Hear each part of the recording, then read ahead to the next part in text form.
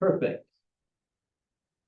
All right, it is 6:30 on Monday, August 3rd, and this is the select board meeting. And for the record, this meeting is being recorded.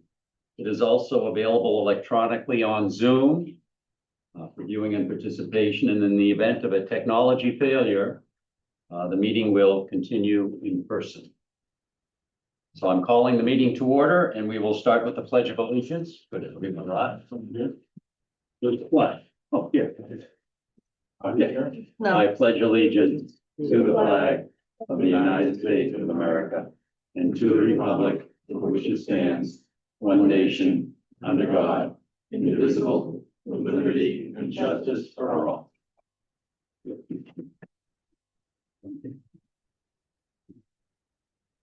Okay. Busy agenda this evening.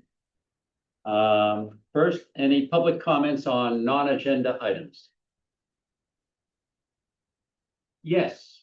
Identify yourself and address, please. My name is Michelle Kulik. I'm at 38 Forest Street. I just have an announcement of a public reading of the Declaration of Independence to commemorate the 250th anniversary. And we're reading it at the First Parish Church on the Green on Sunday, August 16th at 11:30 a.m. And this is a public reading as it was 250 years ago at that same site. The third church that was the building was where the Declaration of Independence was read. The Massachusetts Council required the ministers in 1776 to read it to their congregation after a Sunday service in August of 1776. So we kind of found out about it and we think it's a great idea and we'd like to invite you and the town to come to this public reading.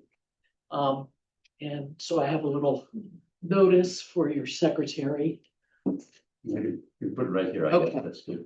Yeah. Okay. And it's 11:30 a.m. on Sunday, August 16th, which is after the Sunday service.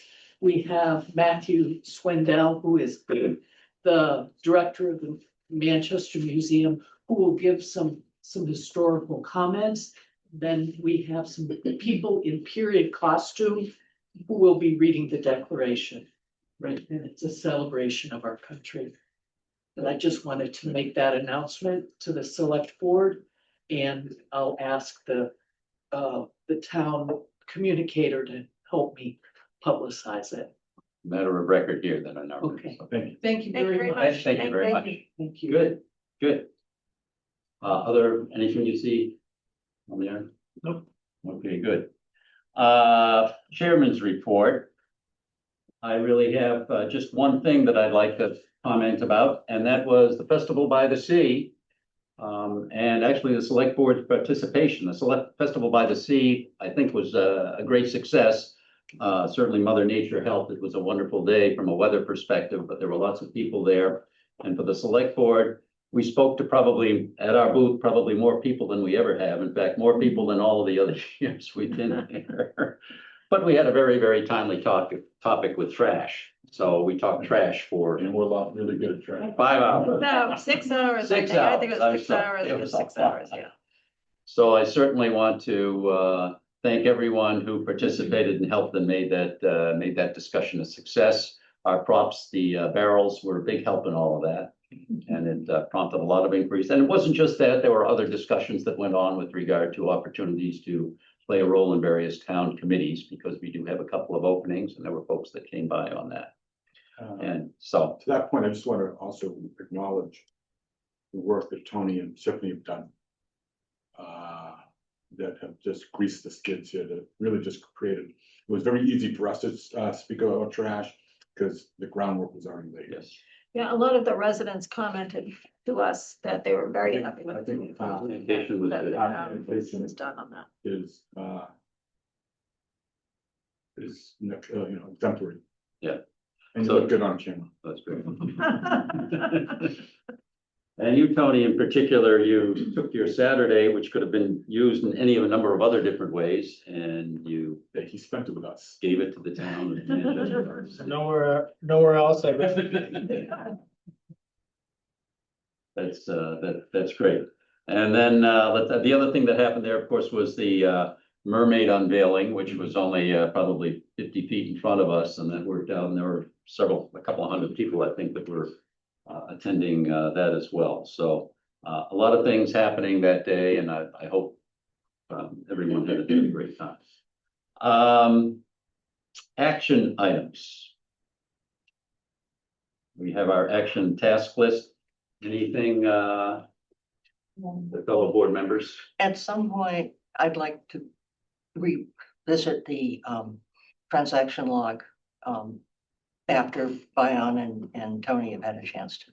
I was planning on bringing that or seeking to add that to the agenda for next select board meeting. But well, can we put it in as an action just so it Sure. doesn't disappear? And I'd like to move the tree policy to September. Okay. You probably don't know. Okay.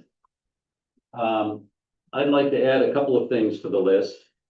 One is, we've discussed this in the past, and that is a report on the overall parking situation here in town with regard to the parking sticks and the parking enforcement folks and everything else. Largely from an economic perspective, I just want to see kind of how the bottom line and how that is fitting together. And I would not expect that report before the end of the, shall we say, the summer season. I'd like to put that in for maybe sometime in November. I think that parking enforcement ends in early October. You would know. Yes, I would know. The tickets start coming about that. I'll be adding $50 to the town cost. Oh, okay, trying to close the gap. That was an expensive nap. So, if we could put that in there for sometime, one of the meetings in November, that would be great. And, Tony, if you could arrange to make sure that the appropriate data are collected prior to that time, so that we've got something to look at. And, the other thing that I don't want to let slip between the cracks, is the EV charging issue behind the town hall here. I know that Kathy has brought that up on perhaps more than one occasion. I don't know if we need necessarily a report, but we need to know that will, we'd like to know what's going on with that. And, perhaps we'd like to initiate the fact that it should go away. I mean, certainly the charging stations should be there, but we don't need to subsidize. It's the lack of payment that needs to go away. We want to charge people. Yes, with yeah, electricity. from the get-go. Yeah. So, Tony, if you'll, I don't know, maybe we can revisit that. If that can get handled and revisit that, I don't know, say the end of September. Is that enough lead time? Yeah. It's great. Chuck just bought a new truck too. EV? And he's getting many other benefits for that, Yeah. as am I. I'm thinking of that. All right, so that may be a conflict of interest. He's the guy that decides how the charging gets hooked up. All right, that may be a big, more difficult task. Just Okay. just in case anybody doesn't get the joke, I do not set the rate. I have not at all been in charge of that, but I will get to the bottom of it. Okay, thank you very much, Charles. I think for that, it's a matter of, it's been a while since we've adjusted the rates there, so it's literally how do we change the rates on those stations? But also to what rate are we changing it? So collecting maybe some information about how much use is happening there now, comparing that to what we're being charged for electricity from National Grid, looking at what the going market rate is for charging stations, that type of data. Okay, we would like to see all of that. We've seen, I think, nothing ever. How quick how powerful are our charging stations? They're level 2. It's called level 2, which is not the same thing as a fast charger. So they're called destination chargers. They add about 10% onto your battery for every hour. So how long would it take you to? It's 6.6 kilowatts It's is the charge. So in an hour you get 6.6 kilowatt hours. And so if you're there for say an 8-hour day, that's 8 times 6.6, which is 50-ish kilowatt hours. most batteries are, 75 to 100 kilowatt hour capacity. They're important for, they're called destination charges Mhm. because when you go to a restaurant, you go shopping, you can add some life to your battery. But they're not intended to replace, Fast chargers. yeah, Yeah. they're not fast chargers, but for people who don't have the ability to plug in at home, Mhm. like people who might live in apartments in the area, that could be their only source of charging. So that's where they would charge, park there for however many hours, et cetera. Right now, we don't restrict the number of hours you can be there. So you could be there all day if your tank is empty, so to speak. But the reason I brought up the issue is we're giving people the first 2 hours for free, and I don't see the need for that. Yeah. I use them and I don't see that, you don't have to give it to me for free. I'm okay to pay. It's cheap enough already to run an EV. You don't need to give me more for free. All right, so pull together the info. That'd be great.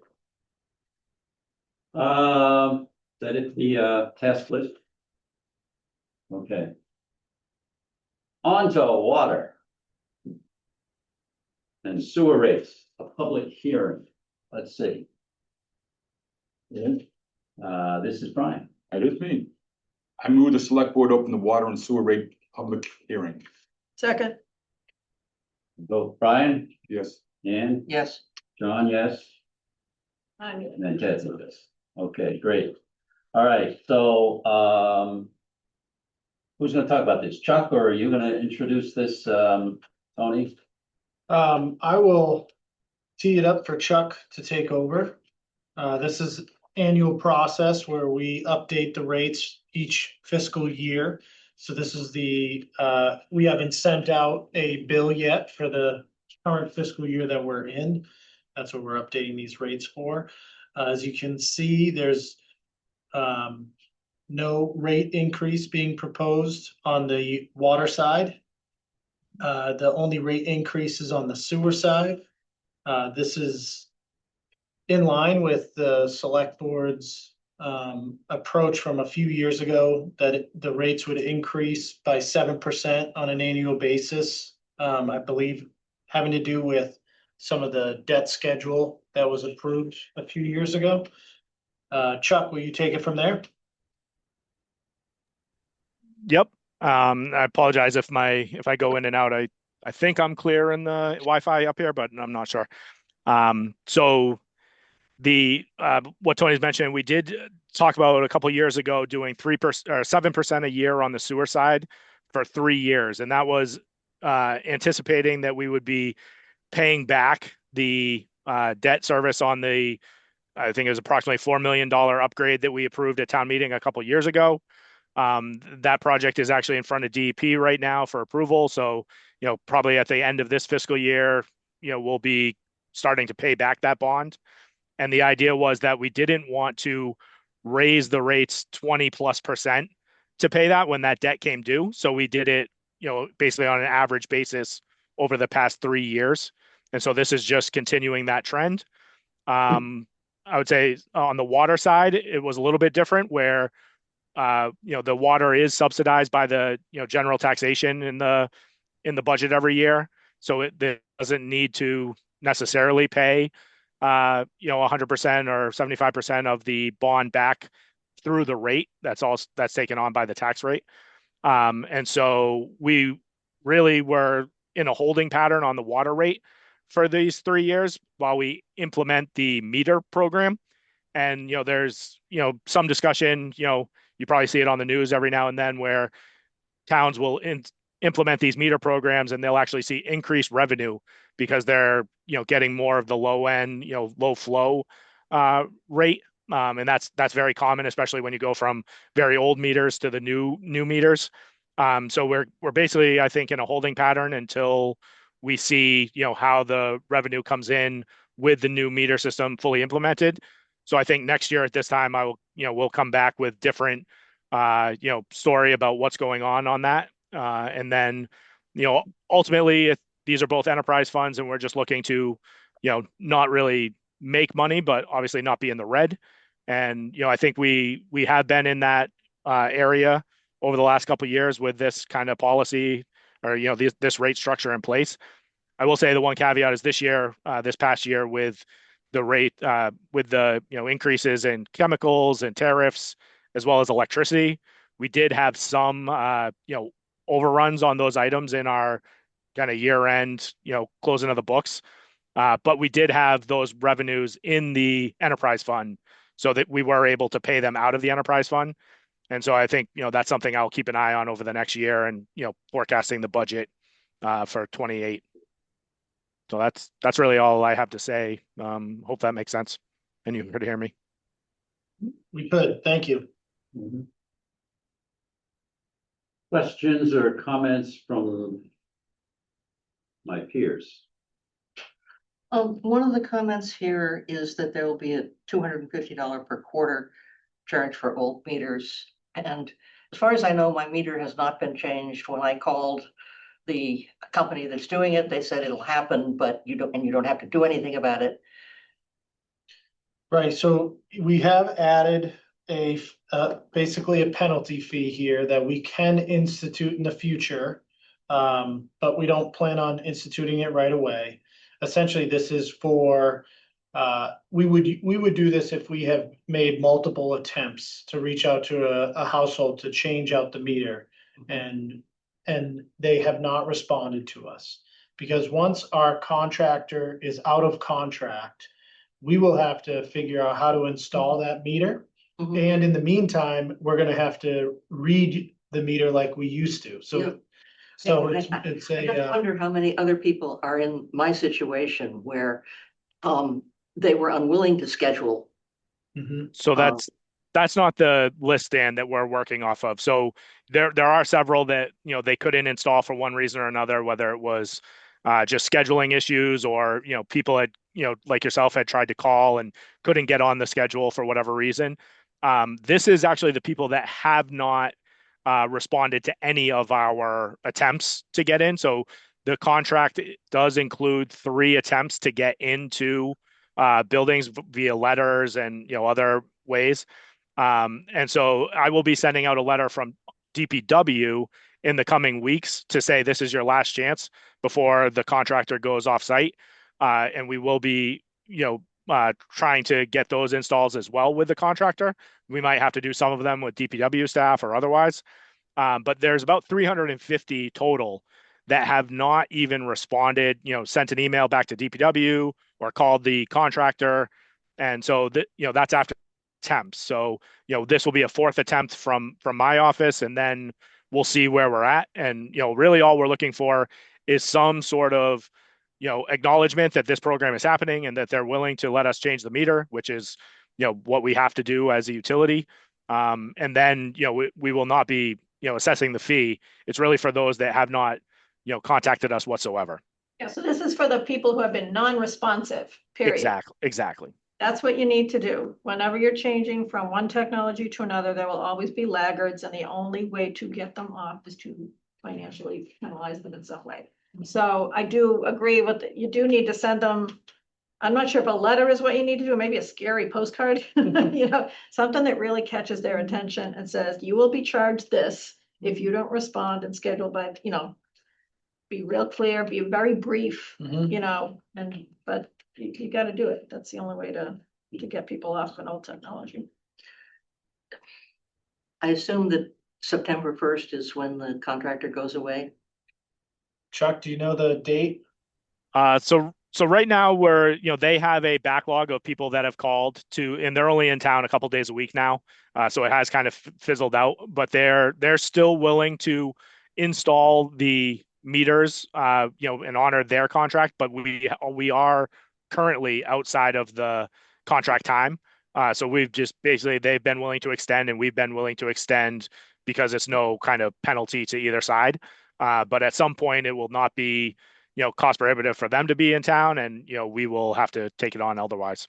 I asked that because some people take vacation in the summer and a letter goes to the post office and sits there until they get home. Right. So we're not anticipating instituting this fee until November. And like I said, we don't need necessarily have it installed by November even, but we definitely want to hear from people and know that they're willing to let us change the meter. We have some people that aren't willing to let us change the meter, and they've contacted us. And we'll figure out a different way to do it. We have other alternatives in terms of putting the meter outside or the unit outside. But we really need to, have that conversation and make sure that we're working towards 100% implementation. I have a couple of questions on water, Chuck. So we're not changing the water rate. It's staying what it was in fiscal year 26. How is the drought affecting our water revenue? I mean, there isn't as much because there's not any irrigation going on. Is that a factor in terms of the finances for the water situation? Or are you monitoring that? Yeah, we're definitely monitoring that. And you might recall that the rate actually hasn't changed since fiscal year 25, but that was also when we instituted the different tiers. So you might remember we consolidated from 6 tiers to 4. And so as part of that, kind of reshuffled it. So we are monitoring that kind of quarterly revenue, especially for the high irrigation quarters. And so we'll take a look, but we haven't got that info kind of back in yet from, that will be the November billing, that will cover these next 3 months. There's the August bill, and then the next one will be November. So Yeah, that reflects it's obviously not a factor in the winter, but right. it's a factor right now. Where does Gravelly Pond stand in terms of its level as relative to its usual seasonal level? Is it where it's supposed to be?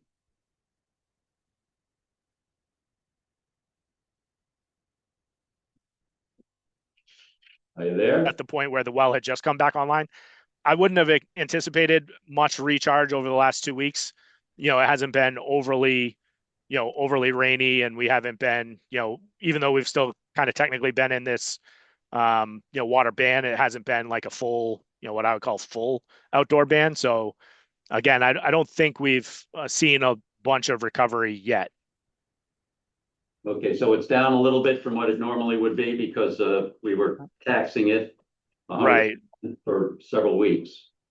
Yeah. So, it was usually at its end of season level, 2 weeks ago is what I would say. So, like end of September, October, we were at those levels, 2 weeks ago, which was obviously middle of summer. Okay, all right. And can you determine or do you know how what the level of water is, the water table is with regard to the well? How do you know if a well is kind of going dry or not? Is there some sort of a measuring? Right. So there is, what they call the drawdown when you're pumping. So obviously we weren't pumping for an extended period of time. So we would have seen pretty significant recharge there. I don't know. I don't have the reading on what the drawdown has been lately, in the last 2 weeks that we've had the well back online.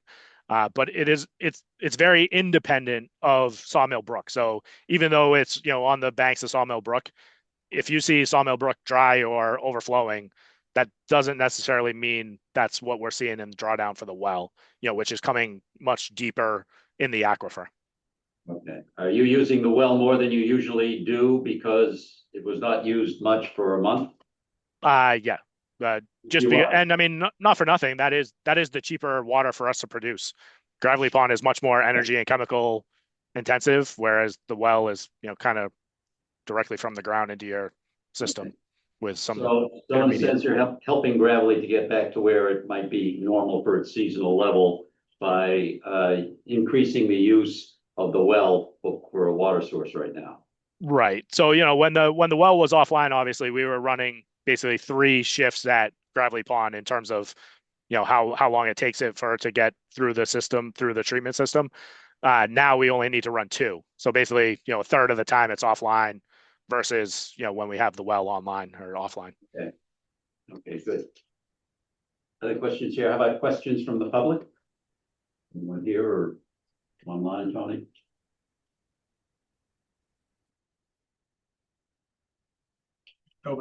Nobody online has their hand raised.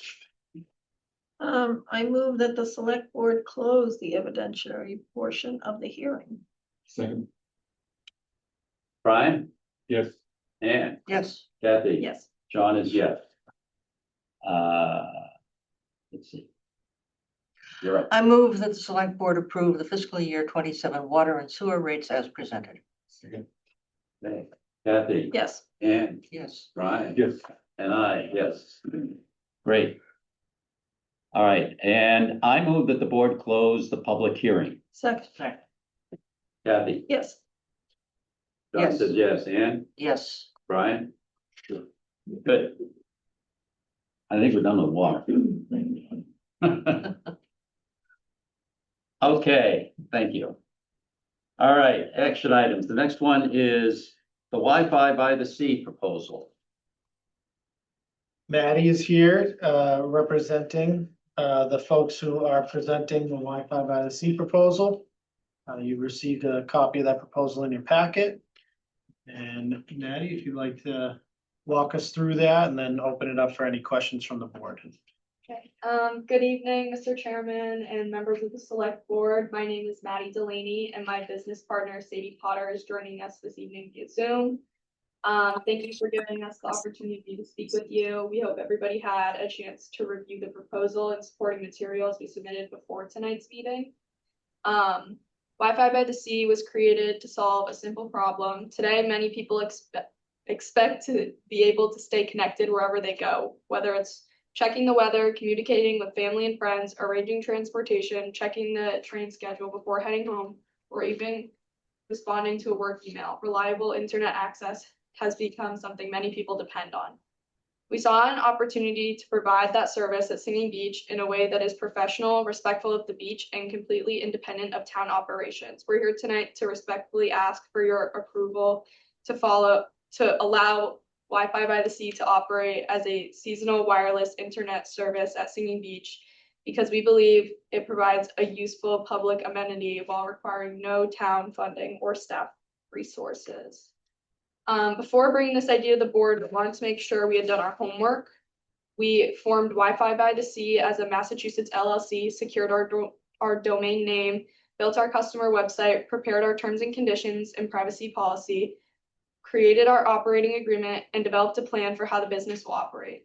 We also wanted to make sure the service would actually work before asking for your approval. We tested our equipment to confirm that it provides a significant coverage area at Singing Beach, and we tested that the QR code on our website works, and we made sure that customers can easily connect to the Wi-Fi service. We designed this business so that it places no burden on the town. There's no cost to the town. We will provide, operate, and maintain all the equipment. We will handle all customer support and day-to-day operations. Beach staff and town employees will have no responsibilities related to our business. We will work closely with the town to ensure our equipment and signage are placed appropriately and remain respectful of Singing Beach. From the beginning, our goal has been to create something that benefits both residents and visitors while operating responsibly and respectfully within our community. We appreciate the time you've taken to review our proposal and meet with us this evening. We hope we've shown that this is more than just an idea. We've taken time to research it, build it, test it, and prepare it so that it can operate responsibly from day one. We believe that Wi-Fi by the Sea is a simple amenity that provides a public benefit while requiring no town resources, and we respectfully ask for your approval to operate at Singing Beach. Thank you for your time and consideration, and we'd be happy to answer any questions. Thank you. As somebody who has reviewed thousands of IT proposals, yours is very well done. So good job. Just one question. What's the capacity? Like how many, Singing Beach can get pretty crowded. Do you understand your capacity limit and are prepared to turn people away if necessary? Or how's the capacity management gonna work? You want to? Okay. I think the capacity is around 100 people to start. We can always add more. Right. So that's around what it is. My husband is on Zoom if he wants to chime in. A little But- more tech savvy than us. But yeah, I believe it's around 100 people. And yes, it would, once you hit capacity, we would turn people away. Thank you. And it looks like an airplane model, if you're on an airplane. Very similar to like being on a plane, same kind of like website. So, great. Where would you put the equipment? You want to take that too? So where we're thinking of, but we'll work with Parks and Rec and wherever they want it, but there is a spot that does look like a good spot, which is when you're going around the circle, you have the beach staff to the right, there's a no parking sign to the left and some space behind that, kind of in the trees, but it's a little bit of a clearing. We're thinking of starting there, and that way we could like chain it to the sign, like, but you wouldn't see it, it's kind of in the woods. Obviously, there are other options. We could go on the roof of the building, you know, there's a bunch of options, but that's what we were thinking of starting with, and it seems to be like a good, like, kind of hidden from sight spot. So you'd set this equipment up and it would stay there. Yeah, we would set it up each day for now. Oh, okay, all Yeah, right. So it's Yeah. going home. Yeah. And then it's coming and back. then it's coming back. It may stay there eventually. That's the bit Yeah. that we're figuring out. Yeah. So I saw a picture of it. It's a tripod. It's like, yeah, it's kind of like a It's like a tripod. big box, essentially. Yeah, yeah, And the Starlink separate, yeah. yeah. So how does somebody connect? If you can't get Wi-Fi at the beach, how do they get to your website? I do think it is like a temporary, like, Yeah. once you're signing in, you do temporarily get the Wi-Fi until you like sign in and put in all like your information and Was that pay. right? And then you like have the Wi-Fi, but I think it's like a temporary. Yeah, just thing. like on an airplane, when you don't have the Wi-Fi yet, you can go in and connect to it. Yeah. So I can use my Sky Miles. Yeah. Yeah, exactly. The next phase, Brian, the next. So, you've got to let people know about this. So you're gonna have a sandwich board and I see a picture that's associated with that. Yeah, Yeah. so that's a mock-up of one. Okay. Yeah, it'll be, I think we're gonna add a little bit more language, like Yeah. about that it's not associated with the beach staff. I things do like that, think, So they don't. Like towards like the bottom of the sandwich board, we would put something like, we are not affiliated with the beach staff, like email us with any questions. Okay, and have you discussed where that board might go with Parks and Rec at all, or? Did you just? I don't think we did. We have, I mean, our thought is at the end of, on the beach at the end of the, Okay. so like you've already passed all the beach staff, it would be beyond them on the beach.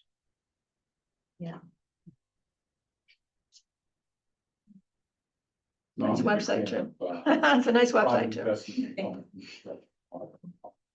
Yeah, that's, So, it's curious. So you'd start when, like?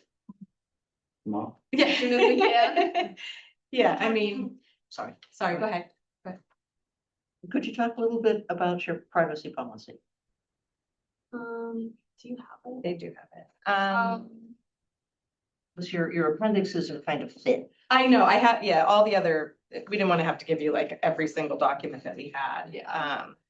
But, our privacy policy is that we won't, share any information.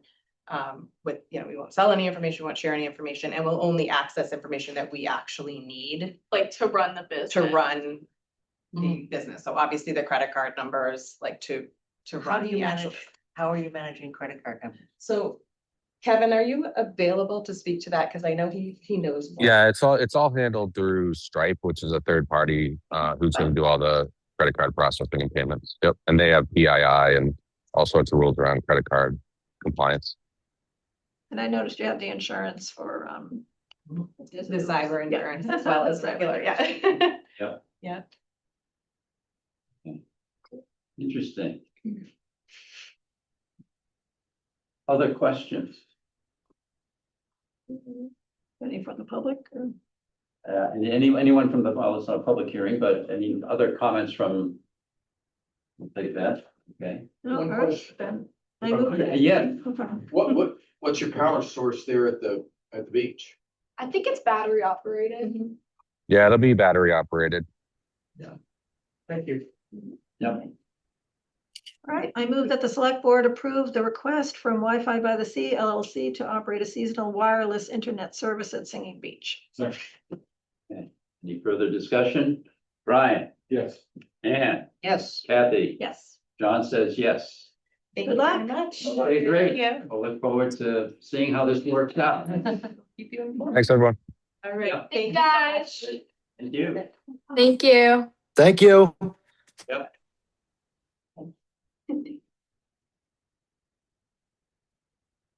All right, the elephant in the room, waste and recycling. What's new, Tony, since Saturday? Not much new. We had a call with DEP this morning about the grant application to cover the cost of the 35-gallon trash barrels. And all their comments were positive. They said that they felt the program that we designed was exemplary and could be a model for other communities.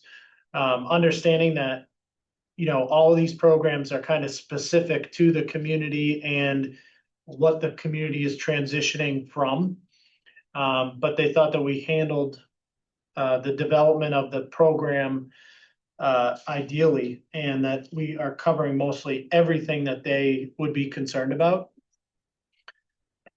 Some of the things that they did say is that we need to codify the program in some sort of policy document. That's what is in front of you today. We also, they want to see, they did mention that one of the elements of concern that they have is that we're offering the ability to get a second trash barrel, because the program is really designed to support solid waste reduction and promote recycling.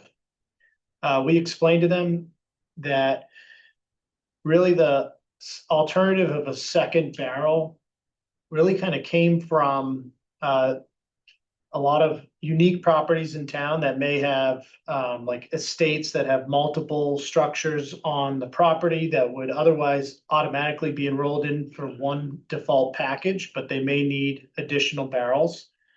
The other element of that is for multi-unit properties that have limited space for the amount of barrels to store.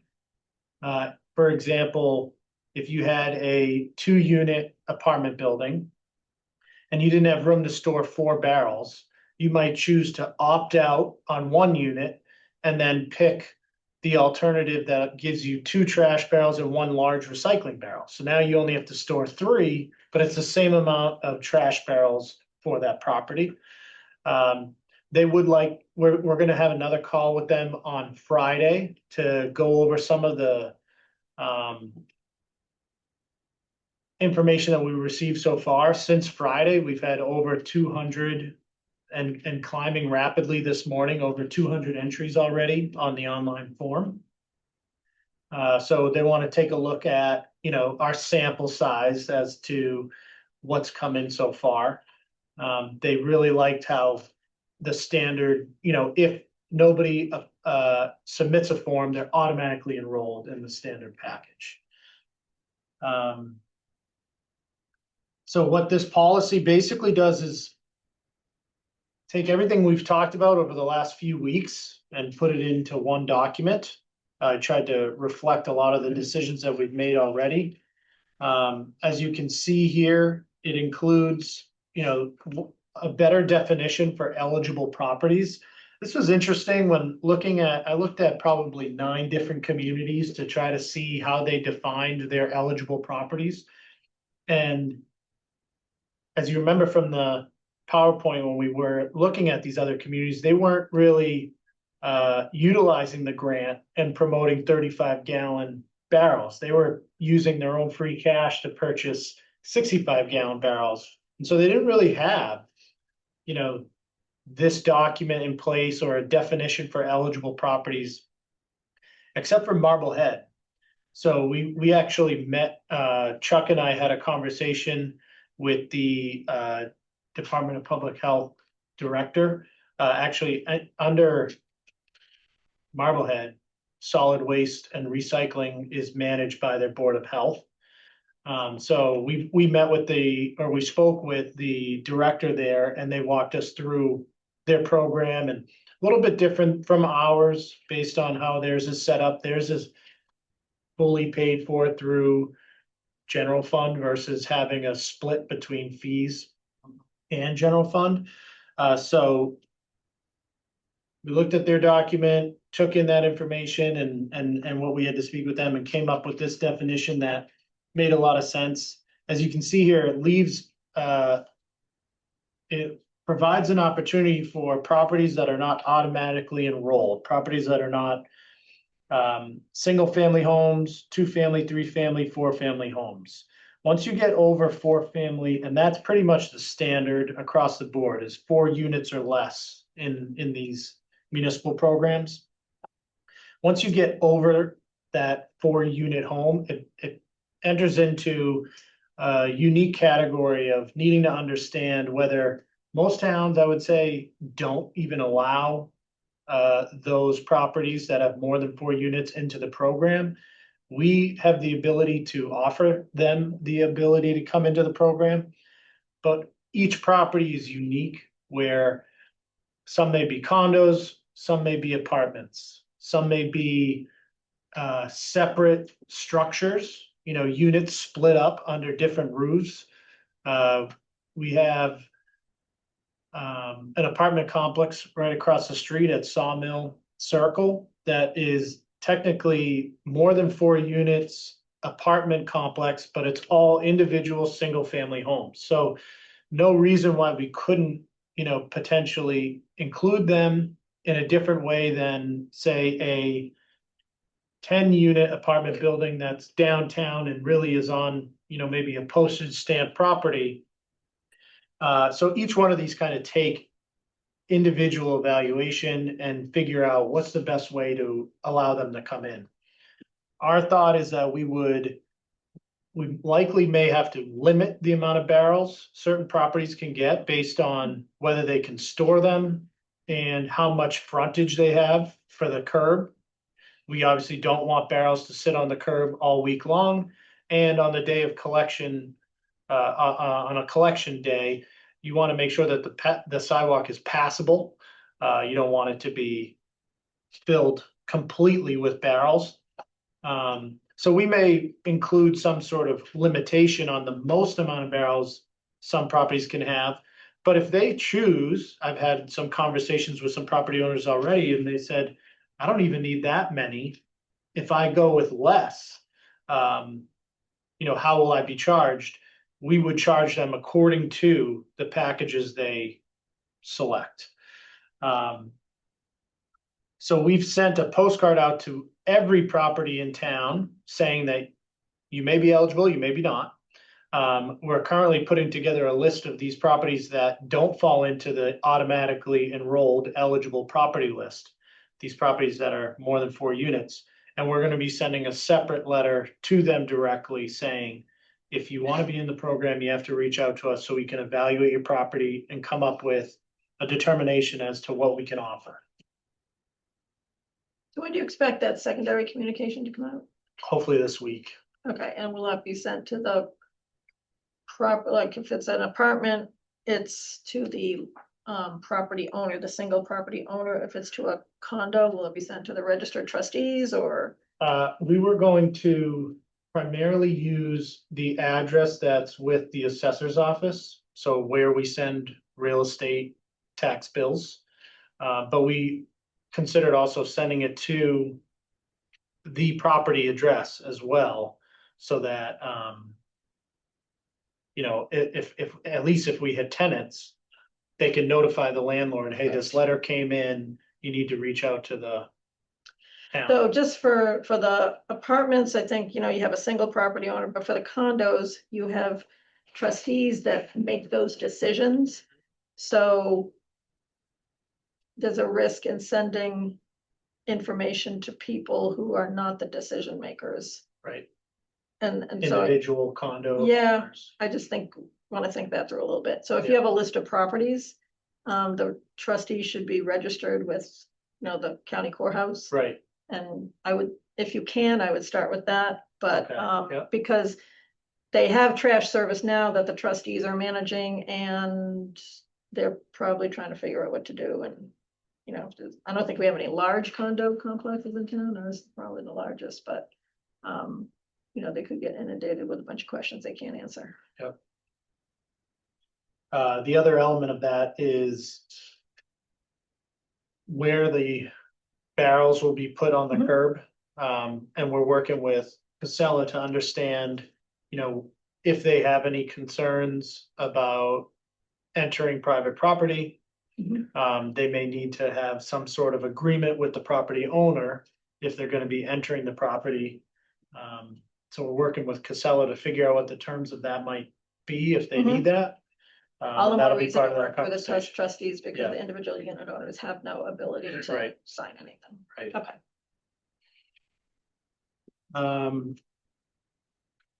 As you can see, I don't have any fees included in this policy document. The fees are gonna be featured in the fee schedule that we created earlier this year. And so if we ever need to change those fees, we just amend the fee schedule. We don't have to open up this entire policy.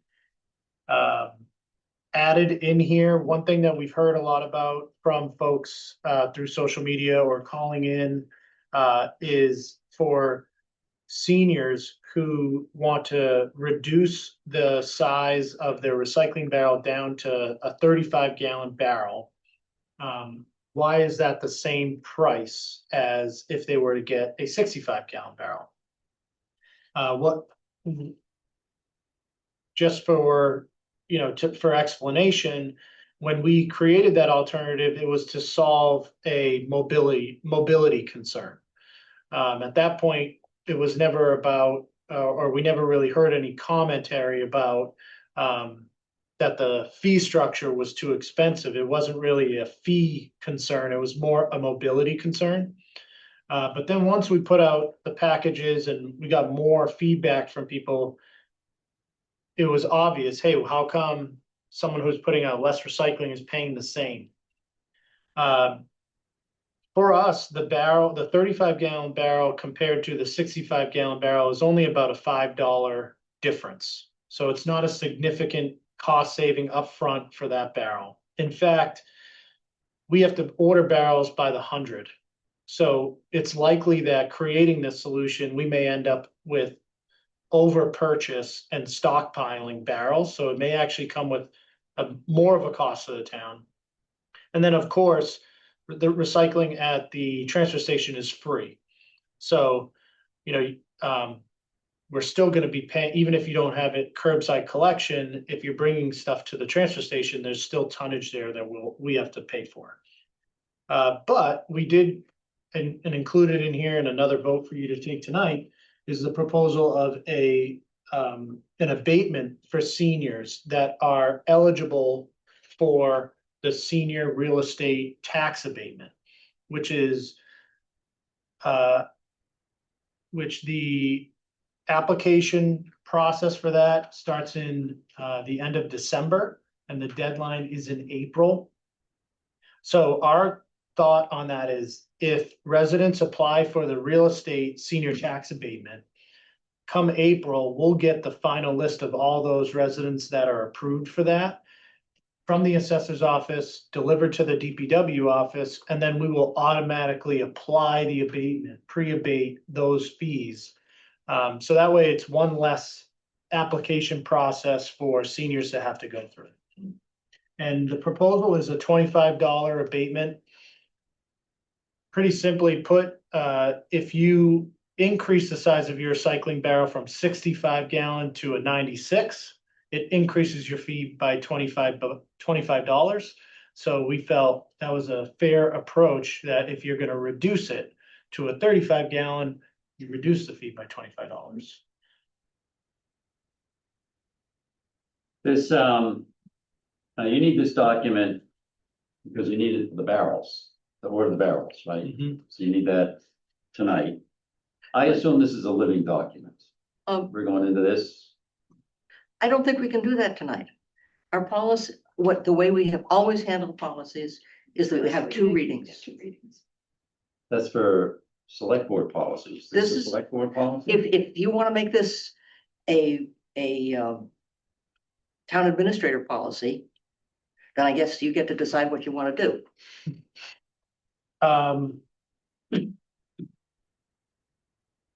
Well, we can treat it as a town administrator policy for now and consider this the first reading for an eventual select board policy. That way it doesn't delay our ability to apply for the grant. But then eventually formalize it as a select board policy. How much is the grant? So essentially they give us $30 per 35-gallon trash barrel. So ultimately it depends on, So even if you get two 35 gallons, we get $30 for each of them. Or is it just trash? it's just trash and they may, I suspect they may say, we're not gonna give you a grant for the second barrel. Okay, $60,000. It's considerable money. It's a lot of money. And I'm reading this as presented by the town administrator. I'm gonna say it's the town administrator's policy. Yeah, So I think I think I'm comfortable with that approach. I do think, though, the select board should take a vote on the the abatement, the fee abatement for the seniors. I think that's appropriate and in our purview, but we could just take a vote on that and Tony could codify it in his town administrator policy. But I think if we approve fees, that's our job, yeah, right? it is. It's honest. Yeah. Yeah. And how long is the delivery period for once we place the order? So if we had put the order in as of last Friday, it was anticipated that they would be delivered and distributed the first full week of September. However, DEP has said that they want us to wait to put the order in until they approve the grant application. So now that they want to talk on Friday again to see how this order form, So we're talking Sample mid size. September. we're a week behind already because of the And grant. how's the seller feel about that? They're just going to charge us accordingly. I mean, obviously, they want us to be rolled out the first week of September, but if it slips a week or two, they'll just charge us accordingly. For curbside. The curbside pickup. Yep. Which, do we know what that is? Because it's been rolling for this summer, but I don't think you've got a. I do, but That's all right. I don't have it with me right now. We did have that discussion with them. Yeah, I mean, we've already voted on the fee schedule per se. I think the only other fee element in the policy is the senior financial assistance.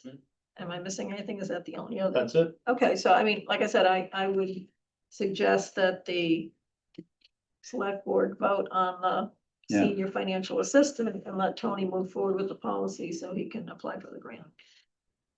yeah. So I Any move other the board discussion? approve. Yes, please. I move the board approve the residential automated trash and recycling collection program policy as presented by the town administrator. No, that's not what we're asked for. So, how about I move that the select board approve the senior financial assistance that's. There's one right. Oh, I'm sorry, right here. Yep. I move that the select board approve the proposed senior curbside collection fee abatement program with eligibility requirements that mirror those established for the clause 41D elderly persons real estate tax abatement. No, okay. Second, All right, so that's a standalone, that's It's a just a standalone. Yeah. standalone thing. The policy is, Tony's gonna do what he's gonna do with the policy, but we're Okay. approving the Fine. relief, financial relief For the seniors. For the seniors. Any yeah. further discussion on that? Brian, Yeah, Ann, yes, John, yes, Yes, and Kathy, yes. Okay, so we're set with that. So, this is an administrator, we're treating that as an administrative policy, this policy that you sent to us. Okay. So that doesn't need our counting up. no, it's operational in It's nature, operational. but if there are elements that do come under our purview, Tony will bring those back before he includes them in the policy, right? Okay. And I'm assuming that this, we haven't got the program running yet, and there are gonna be things we say, oh, what about this, what about that? There will be some changes that will happen. Right. it used to be, for example, that you could put a sticker on a piece of furniture and put it out and it'd be collected. So there's no way to do that anymore. No, for large, for bulk items and white goods, a lot of what communities are doing now is on a scheduled basis where you call and let Casella know that you're gonna have something out on the curb. And then either you pay that fee directly to Casella or you pay the town for a sticker. And then many towns are negotiating some per unit prices with the hauler based on how often they make that service available to the residents. So you can drastically reduce the per unit cost if you only offer it quarterly. We thought the best approach was monthly.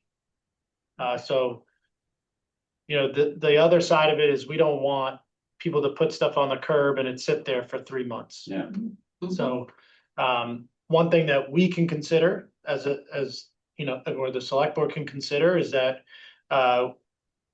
the town can subsidize that per unit price. And Casella could invoice us at the end of the month for a certain percentage of whatever price they charged. So that's something that we're still evaluating, but Okay. I think we're pretty confident in the one, you know, every month, you know, offering that availability. The other thing that we need to talk about at some point is the housing authority and subsidizing their cost. They haven't paid for trash in the past or recycling collection. We were hoping to set up a time to talk with the new director there and figure out, you know, what might be the best approach. In the past, they didn't use orange bags. They just put trash in barrels and our contractor would go by and collect. I not positive, but I highly doubt they had a barrel per unit. It was probably some smaller amount. So they may choose that that's how they want to go. We could also offer them the ability to do a dumpster through our contract with Casella. And then what we need to decide is, are we charging them the full cost of those services or none of that cost or some sort of. We're not charging anybody the full cost, so. Yeah, true. Okay. Yeah. But there is a dumpster cost. That is on their schedule. Yes. So we do know. Okay, well, that's all in the works. Yeah, once we have a conversation with the director there, I'll bring it back to the select board for discussion. We're done with trash? Please. All right. Next is ranked choice voting. Yes, have some folks here, I believe. I recognize a few folks. Tony, and you've spoken with people? Yes, we received applications. We have the select board has 2 large positions to appoint. Tonight, I'm recommending Rob Beatty and Chris Thomas for appointments. I'll start with Rob. I met with Rob on the 22nd. He's been a resident since 2007, frequently attends town meeting and elections. He's been on the Board of Assessors since 2019. He was also a member of the Town Administrator Screening Committee, so has served in multiple roles on committees and boards. He's interested in the concept, wants to learn more about how ranked choice voting works, is generally interested in anything that could potentially promote involvement in democracy and election participation. But we spoke a lot about, you know, unknowns of how would this potentially work for Manchester by the Sea. The committee is very specific, has very specific charge about ranked choice voting for municipal elections in Manchester by the Sea. So understanding how that works in our community and looking at technological concerns as far as how ballots would be read, you know, do we have the technology to be able to do that? would that provide a benefit? Looking at all those different kind of elements of what goes into ranked choice voting, and understanding that the charge of the committee is to produce a report at the end thereof that makes a recommendation of whether it's something that we continue to pursue or not. As well as looking at other municipalities that may have introduced this so far. Okay, with the demand of the committee, it is an ad hoc committee, so this isn't something that hopefully isn't going to be multi-year committee process. And they haven't been formed yet, so the schedule or the demand of the committee hasn't truly been determined, but Rob felt he had no concerns about whatever that schedule may end up being. Before we talk about the appointments, could you refresh my memory? I meant to go back and look at the warrant, so see the language as to what we actually approved at town meeting. Because you mentioned the select board appoints 2 members. I can't remember, how were the other members being selected, or? They were or was it- identified They were in in the the, okay, warrant. they were Yeah. identified in the warrant, okay. And then, just based on our language, to try and avoid, confusion, since this is something that is not intended to be ongoing, I believe it should be a task force. So it has a defined end date, as opposed to an ongoing committee. Take a look at, we have to be careful to follow Right. what was in the warrant. Right, understand, but they, as a committee, they may have the ability to propose a renaming themselves, but it is not intended to be an ongoing thing. It's got a specific end date, correct? What, it's based in the article? I have the article right Oh, here. good, I meant. Just pulling it up. To see if the town will vote to establish a study committee to examine the feasibility and effects of adopting ranked choice voting for municipal town elections, or take any action relative thereto. That was the warrant article. Yeah, that's just a warrant Pretty, article. pretty brief. Doesn't have a petition. The motion is. Oh, what the we- motion. That's right.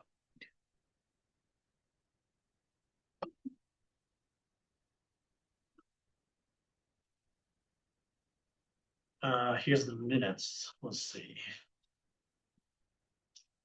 Oh, yeah, here are the motions.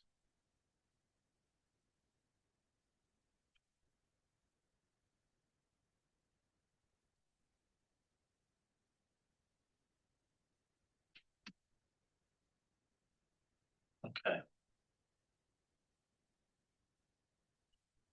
Move the town meeting hereby establishes a ranked choice voting study committee to be structured, organized, and charges set forth below. Committee membership and organization. The committee shall consist of the following 5 members: the town clerk or their designee, 1 member of the board of registrars of voters as determined by the board of registrars, 2 town residents to be appointed by the select board, and 1 member of the League of Women Voters of the North Shore as determined by that organization. And let's see if it says anything about the date.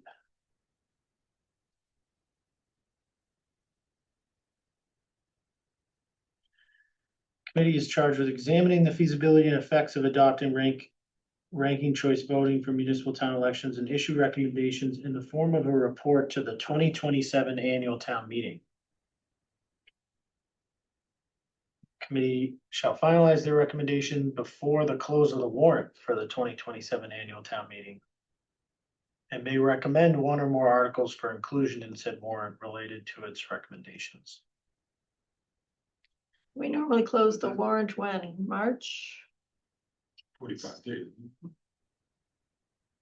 March. sometime in March? You do it? It's also, I mean, I think it's also possible for town meeting to extend that date if needed. But yeah, I think you're right. I think it's late March.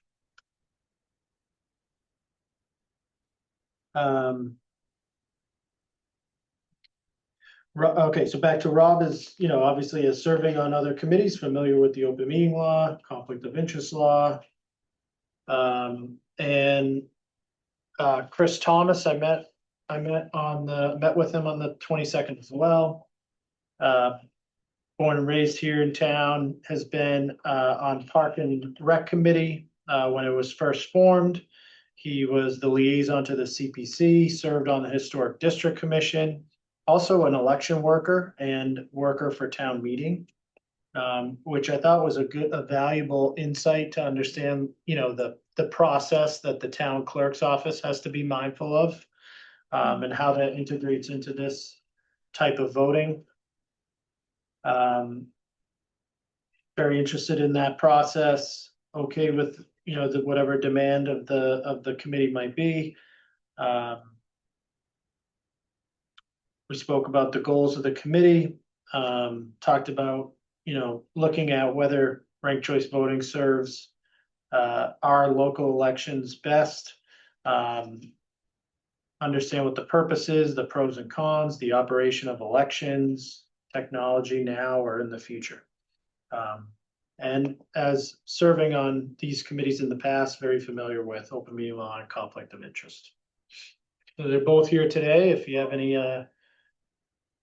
additional questions for them. Rob and Chris, do you want to introduce yourselves? Or reintroduce yourselves? Let's get all this. All right, I got. Kathy, any comments? No, just like I said, I think, I think they're both well qualified to join the committee. It's helpful to know, refresh our memories on who the other 3 participants are, because you often hear me talk about diversity of skill sets on a committee. It's very important. So I think that we have that. That's great. I do think, the committee needs to end. So, if for some reason it should go beyond its intended completion date, we need to rename it a task force and give it an end date, because this is not an ongoing thing. And let's see. I think what would be interesting for me, for the committee to look at, I've only heard of ranked choice voting being used when you're electing one person to an office, but a lot of our elections were having to elect 2 people at the same time, or 3, 3 seats need to be filled. That's what's interesting to me, and I hope that they can help us understand how that would work. There is literature on Yeah. the top. Yeah, that's gonna be very interesting. But I'm good. Ryan, anything? No, I learned both. I was impressed with Rob during the town administrator search. Chris, yeah, no, I'm good. And thank you for stepping up, by the way. I would like to amend the motion as written to June 30th, 2027. For a term to expire on June 30th, 2027. the date of June 30th, okay. Just in case it needs to get extended.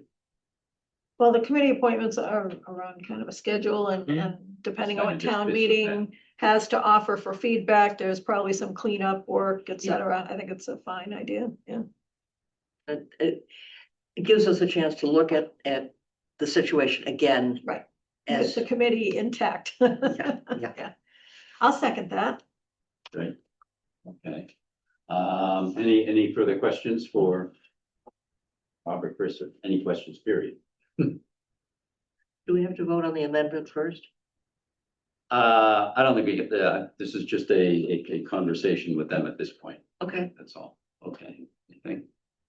And I don't have any questions for either of these gentlemen. I know both of them, and you've got a clean sheet of paper here you're gonna work with. So, And Jonathan here is here as well. Jonathan Hurley, who actually was Oh, the petitioner okay, yes. of the article and applied for a spot on interested observer. this committee as well. But, we spoke about how this committee, in a unique way, is going to be a very public process, and that, not serving on the committee is okay. Being present and participating in the discussion is going to be helpful.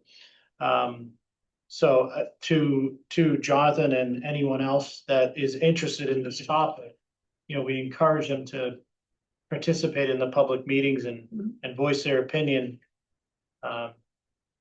So that the committee can put together a report at the end of their Great. charge. Any further discussion? Sounds like a really interesting problem. Yeah, We have two people here who are prepared to really dig into it, and that's great. good. You want to read the motion as amended? Sure, I move that the select board appoint Rob, oh, I'm sorry, I was looking at the wrong thing. I move that the board appoint Rob Beatty and Christopher Thomas to the Ranked Choice Voting Committee for a term to expire on the date of 2027, June 30th, 2027. Second. Right, here, and strike annual meeting. Right. Good. Right. Second there? Yeah. Further discussion? Brian, Yes. Ann, Yes. Kathy, Yes. and John, yes. Great. Thank you. You gotta get started yesterday, I think. Great, well, thank you for stepping up on. When will we know when the committee will actually be formed? We just did. He's up here now.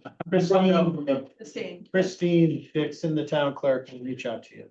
Okay, so, because we'll need the League of Women Voters. Yes. Right. Yep. Great. So she will get the ball rolling and then go. All right. We go straight over it. Yeah. We Thank be you. excused. Territory. There you go. Yeah, May we be excused? you may. Yes, you You were very. Thank you for your Very good. patience. Okay.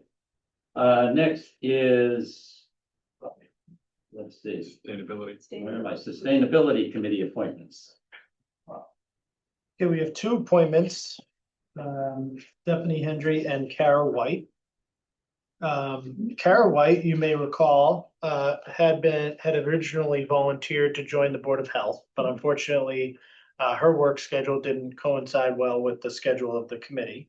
That being said, she's still very interested in joining a board or committee with the town. She has done some work with the sustainability committee already. Participated in their beach cleanup, has read up on their meeting notes. Previously has volunteered. I'm sorry. I have Seaside Sustainability as well on my notes. I forget why I wrote that down. You can help me with that one, Kara.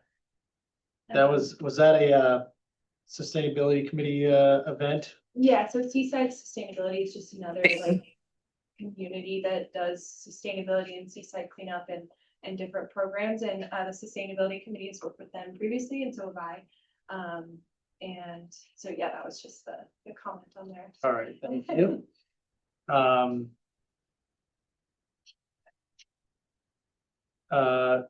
We talked about open meeting law and talked about the conflict of interest law and the demand of the committee, and she feels she can meet the demand of the committee with no issue. And then also here is Stephanie Hendry, who moved, unique experience, moved to town about 2 months ago from Miami with her husband and her two daughters. Actually works for still currently works for an environmental sustainability governance company that builds sustainability audits programs for their clients, looking at carbon footprint impact and frameworks and standards developed by government and how companies can comply with those. Is also interested or has participated in the beach cleanups in the past and interested in those here. Hasn't served on a municipal committee in the past, but we spoke a lot about the essence of open meeting law and the importance of that transparency. Has no issue with meeting the demand of the committee, and is eager to get involved. So nice to see new residents raise their hand. Thank you very much, everybody. It's great. Would you guys like to add anything to that? How'd I do? Nice to hear you. Eager to get back, yeah. Great. Brian, anything? Just curious why someone leave Florida. No, I'm good, thank you.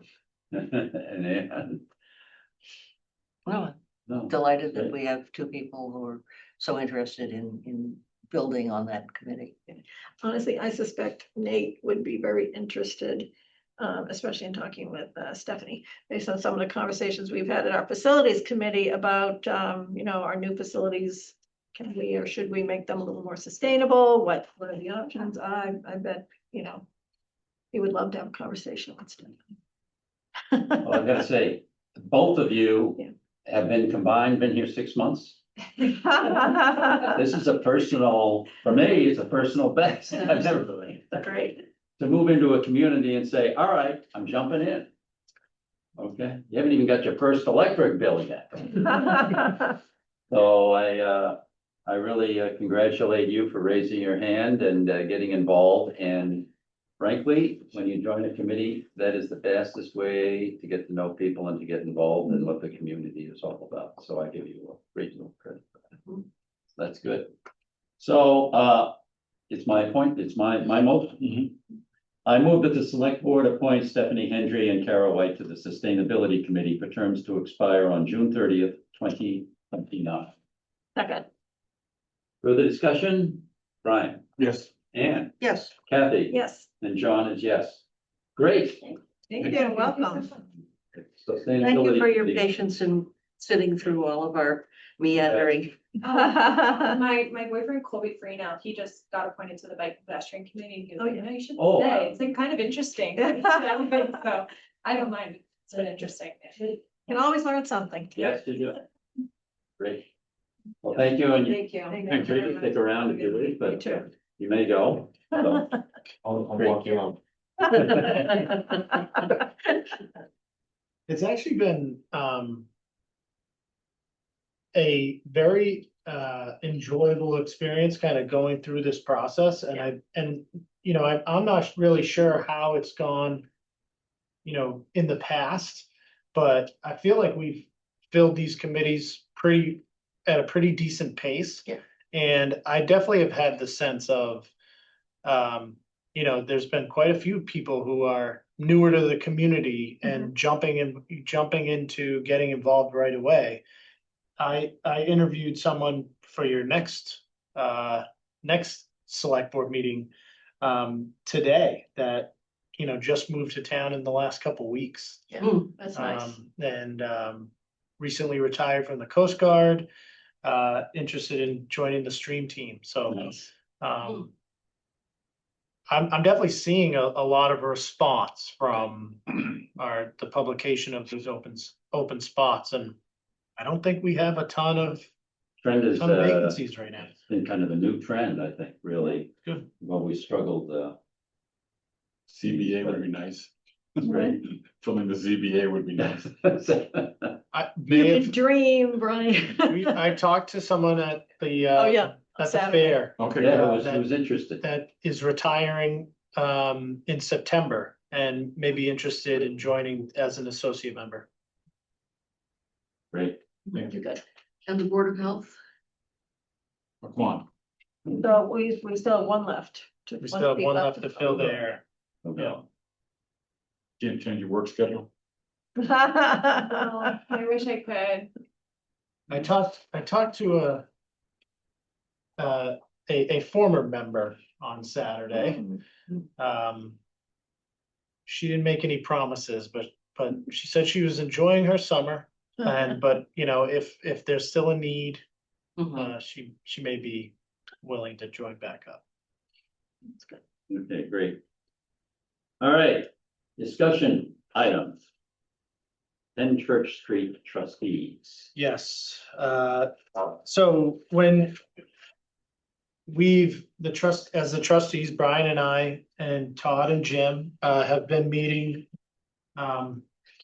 and going through our charge as trustees and putting together our operations plan. And we are required under the declaration of trust to register the trustees with the registry of deeds.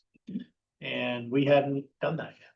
So you don't need to take a vote tonight, because you've already appointed us, and of course, the Masons appointed Jim and Todd. So this document just codifies those appointments. That needs to be notarized. Yeah. Debbie will notarize this tomorrow. I was gonna have her be here, but today is Debbie's birthday, so I Oh, gave her the okay. night off. Nice. I said we could do it tomorrow. So who said we have to have the unit owners sign a notarized trustee form? I've been doing this for 13 years. It's always been the new trustees, once they are elected, the trustees, I've had to sign the document, get it notarized, and Right, it gets registered. I've never had to go around to all, unit owners and get them to sign anything. There are condominium associations with over 100 units, and I can guarantee you, they don't go around and get the unit owners to sign anything. So I'm wondering what is unique about our situation that we have to sign anything. I don't understand that. Makes no sense.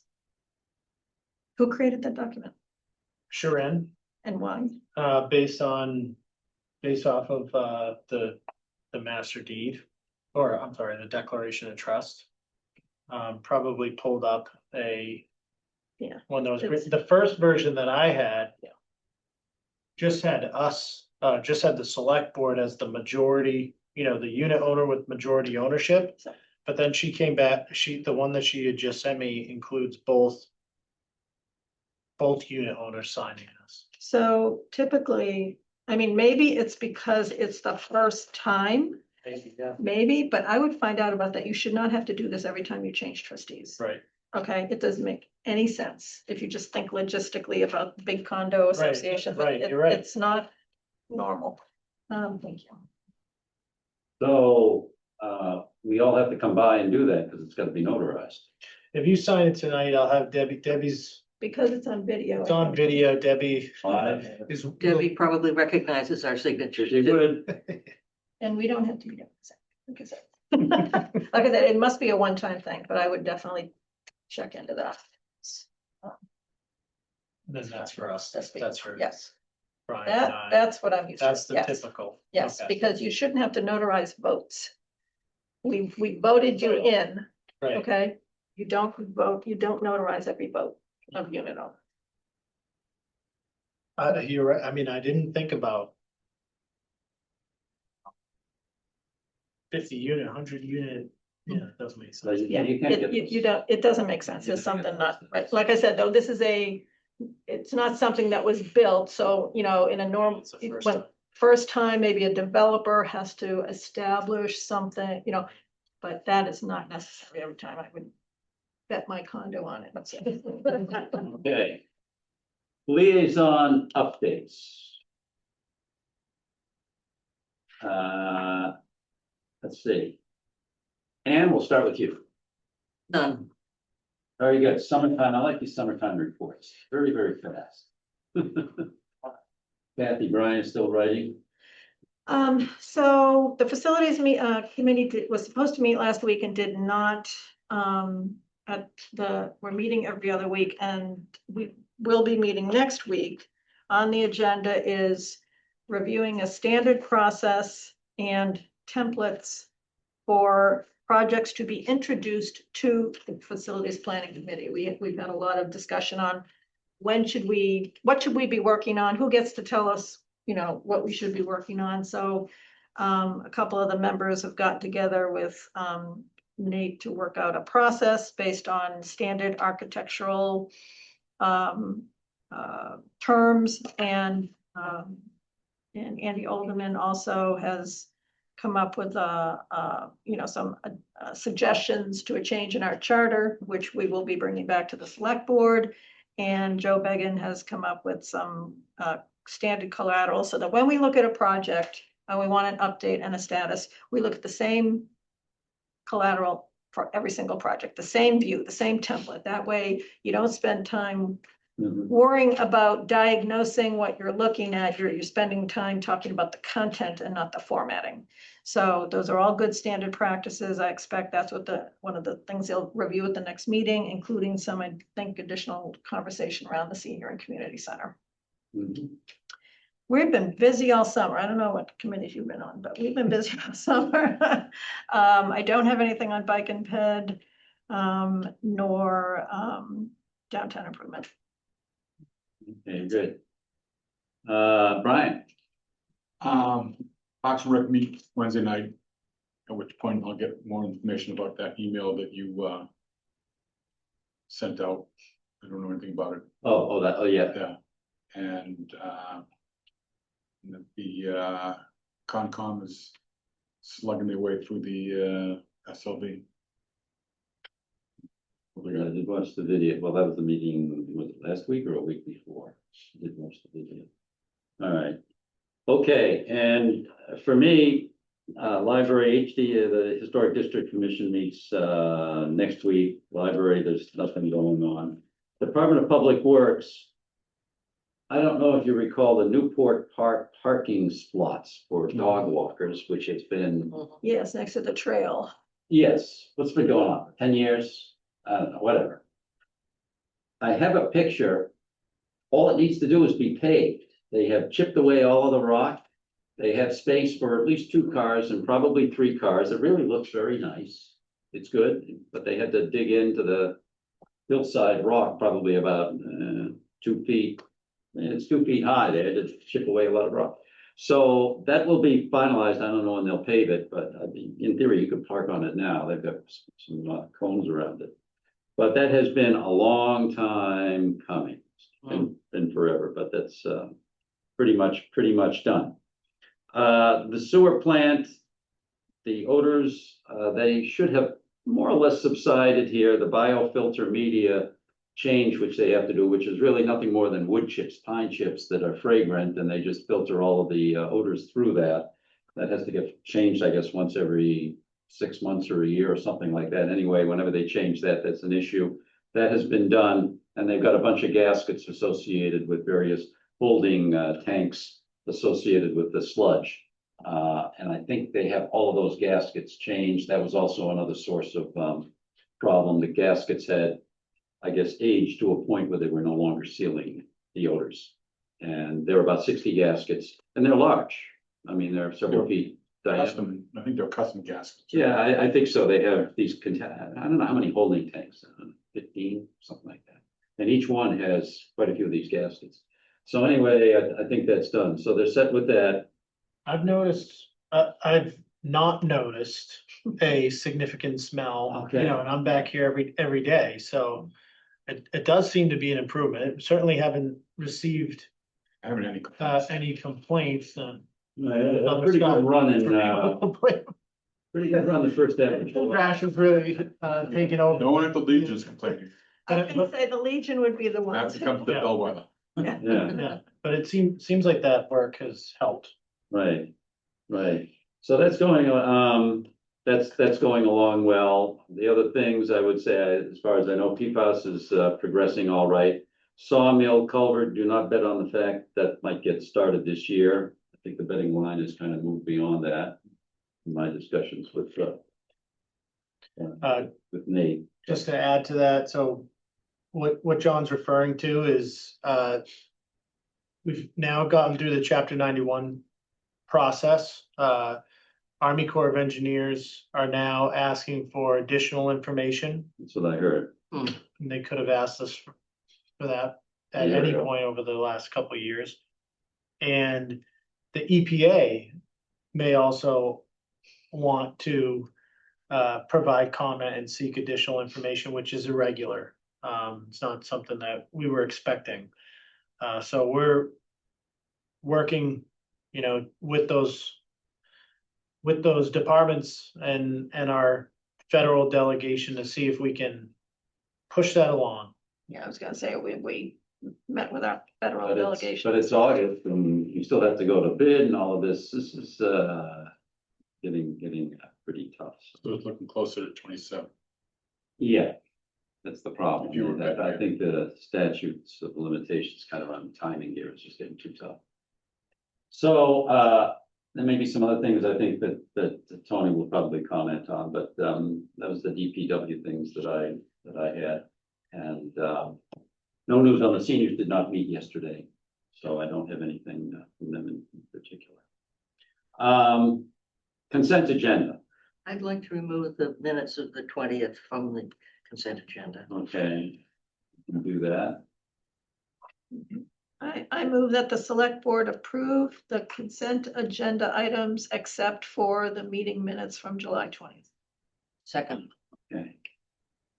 Brian, Yes. Ann, yes, Kathy? Yes. And John, yes. Okay, and on page 4 of the July 20th,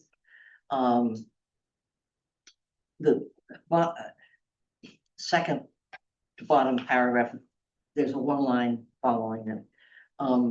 I didn't say any of those things, and I'd just like that line struck. in the minutes. Okay, In the so minutes. that's, all right, so that will, well, that's in the video here, that will be taken care of by Debbie, I guess. Yeah, I had sent Debbie some corrections earlier. I think my changes got in. I think your changes got in, but, Yeah. and on page 5, under item 7, second paragraph, Ms. Harrison reported that the school committee is meeting. No, I reported that the school committee is not meeting. That was on page 5, liaison updates. I'm looking at. Okay. Is not me, yes, it Yeah. is meeting, you're No. correct, on the top one. Okay, Debbie will catch that also. Okay, Do you want to approve the minutes subject to those revisions? Sure. okay, we can add that in then, but let's, yeah, you were the one that. What, took do a you want to hold. make the motion here? I move that we approve the minutes of July 20th, 26, subject to the amendments discussed at this meeting. Second, Brian, Yes. Ann, Yes, Kathy? yes. And John, yes. Okay, so we're set with all of the items in the consent agenda. Okay, town administrators report. You actually, almost everything on my list, you all just Check, mentioned. check. I was gonna mention, make sure that we talk that SLV is in front of the Conservation Commission for their notice of intent. I was gonna speak about a culvert, this past weekend's Festival by the Sea. Really, my last 2 weeks has been predominantly union contract negotiation meetings and trash related activities. So I will stop there. Very efficient. Okay, great. Then, we will, I guess, go to executive session. I guess I have to read these 2 paragraphs. Yes. Executive session pursuant to general laws, the 30A, section 21A3, to discuss strategy with respect to collective bargaining if an open meeting law may if an open meeting may have a detrimental effect on the bargaining position of a public body and the chair so declares. And then the executive session pursuant to general laws, again, C30A, section 21A3, to discuss strategy with respect to litigation. If an open meeting may have a detrimental effect on the litigating position of the public body and the chair so declares. And Sex. we will not be And returning not- And to we, public session. okay, we will not return to public session after the executive session. So we have a motion to adjourn then? What's, I second your motion To move to executive to session. move. move to executive session, session. to adjourn and move to executive session. Yes, Second? Oh, you I did second. second, okay. Yes. We're so efficient. Things are moving so Second. fast here. Brian, Yes, Ann, Yes. Kathy? Yes. And John, yes. Okay, great. thank you very much for sticking around. Thanks very much for Thank you. around, yep. I'm sure you can find something better to do. Okay.